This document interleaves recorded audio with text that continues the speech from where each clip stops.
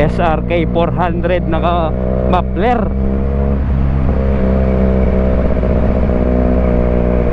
Ito yung tunog niya pag naka aftermarket na kayo na pipe.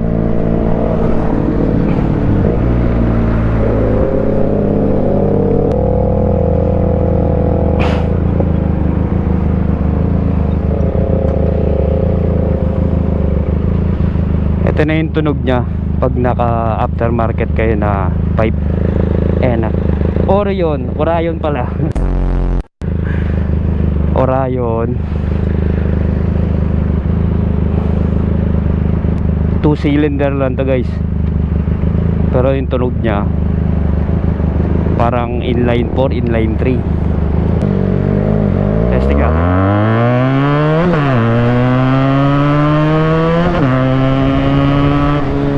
Shit. Wala. Hanggang 90 lang yung tunog lang.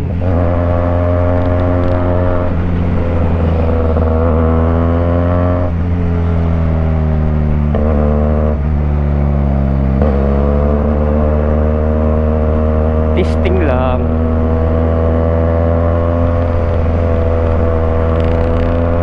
Ito yung tunog niya guys. Malupit din yung tunog nito eh.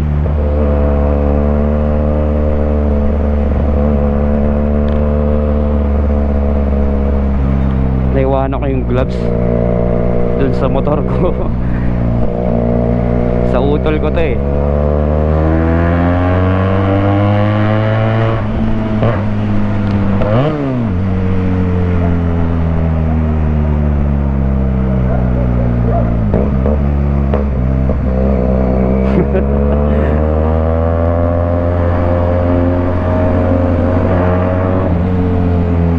Antayin natin yung utol ko. Nakasasakyan eh.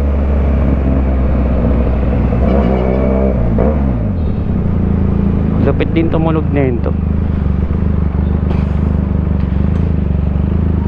Pakita ko sa inyo guys, 2-cylinder pero ganda tumunog. Eh no, 2-cylinder lang yan, dalawa. Naka aftermarket lang siya na Orion Performance Exhaust. Orion Performance Exhaust. Ito utol ko, nakakotse, garage. Natid lang yung kasama namin. Ano pre? Check na lang pre. Sige pre. Sige. Roger. Ingat pre.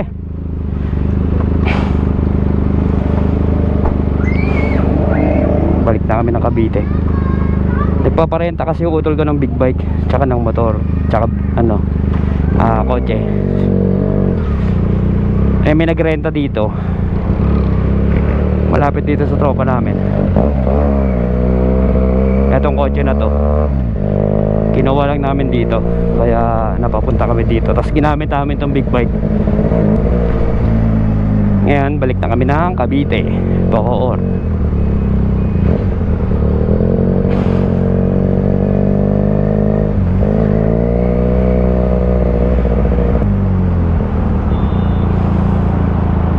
Ito kaya babasahin, kaya basa. Ino pinaso. Yan dito, testing natin dito yung tunog. Ito kasi medyo mahaba-haba to.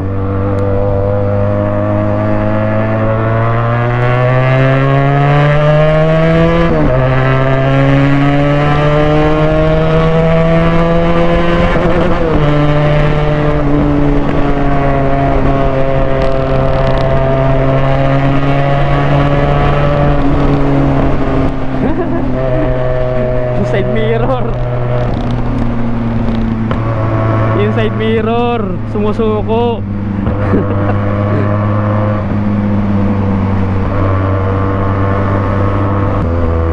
Yan, MCX Billiard City.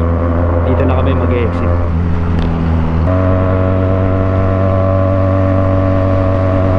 Testing natin.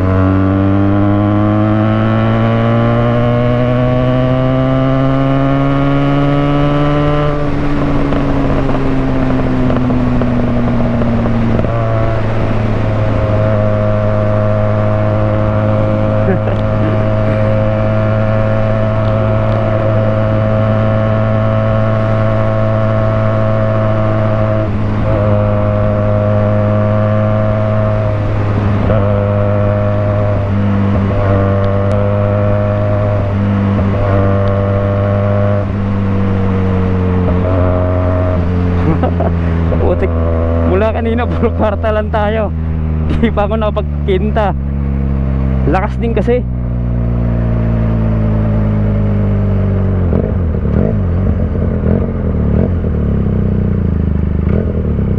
Babasahin kaya? Babasahin. Babasahin.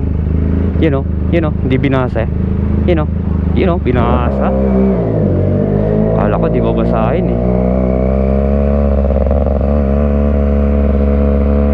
Tayo natin si Utol.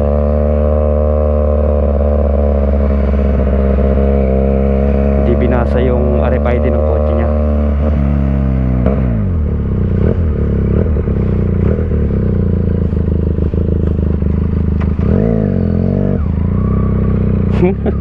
Hindi binasa.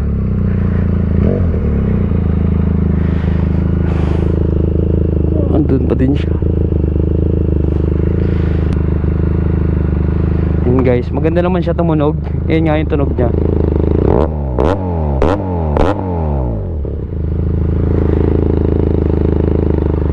Ang tinakbo na nito is 39,518. Kasi ano na to guys, mahigit 2 years na. Tagal na rin to. Mahigit 2 years na rin siya. Kasi ito pinaparentahan to ng kapatid ko. Rentahan siya ng mga big bike, tsaka ng mga motor, big bike, motor na mga small cc, tapos may kotse rin, pati van. Pag kailangan nyo ng mga renta ng motor, mga 150cc, 125, tapos ito big bike, SRK 400, tsaka meron ding CF Moto soon, CF Moto na 675cc, tapos may van NB350. Kontakin nyo lang, drive upward Bacoor, Cavite. Saan siya? Ayan. Ayan, Mirage, pinapa-rent din yan. Bali, dalawang Mirage tsaka Nissan na Almera, yung turbo 1.0.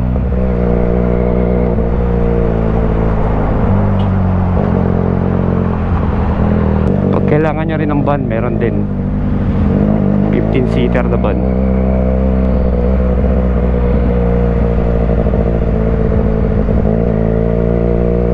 Kung gusto niya rin pala ma-experience makapag-drive guys ng ganito SRK 400, tapos taga Cavite kayo, Imus, Bacoor, or basta malapit kayo dito sa Bacoor, ito pwede nyo rentahan para ma-experience nyo din. Sa mga nagbabalak na kumuha ng SRK 400, para matesting nyo muna din kung medyo nag-aalangan kayo or gusto nyo talaga malaman kung ano yung experience ng ganitong motor, pwede nyong i-rent.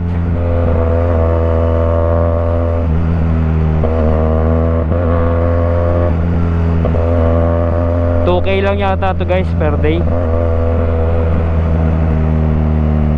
At least ma-experience siya na bago kayo kumuha ng big bike. Testing nyo lang guys. Punta muna kayo ng kahit Baguio.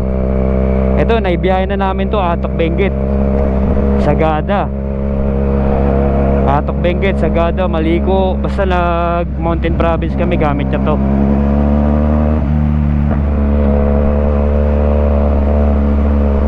Tsaka magaan din siya guys. Hindi siya talaga yung katulad ng ibang big bike na ang bigat. Ito parang tumitimbang lang yata to ng 180. Tapos yung seat height niya, ako, ang height ko lang naman is 5'5". Hindi, medyo tiptoe lang ng konti. Pero pag may angkas guys, flat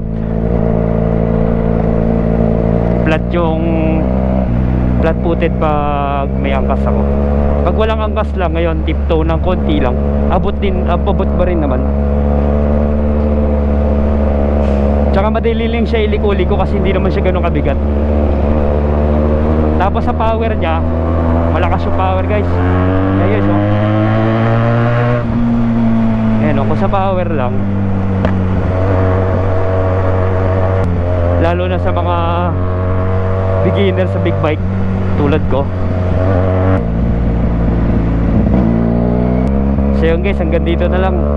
Basta yun na lang, kung gusto nyo matesting Yun, rent na kayo, PM nyo lang, drive upward. Sa sunod naman, testing natin yung sports bike na 675cc. Yun, medyo mas mabilis yun, 600cc yun eh. Sa sunod, ibablog ko rin yun guys. Ito, quick ano lang naman to, quick testing review. Konti lang, tunog lang ng quick lang to, quick testing review. Dahil kumuha lang naman talaga kami ng sasakyan sa Paranaque, kaya lang kami lumabas gamit to. Pero gagawin ko talaga to sa sunod ng video na buo, yung talagang review. Pero ito, nagagamit ko na rin to guys, ilang beses na rin. Nadala ko na rin to sa Bulacan, yun, sa Sagada, Atok, nag-drive doon, nagpalitan kami.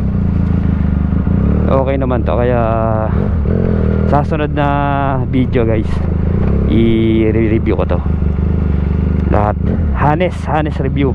Dito, yung isang harness ko dito, ma-vibrate. Yan guys, basta harness talaga lahat, sasabihin ko dito. Ito, isang harness na ito, ma-vibrate. Yung iba sa susunod na. So sa susunod na lang ulit guys.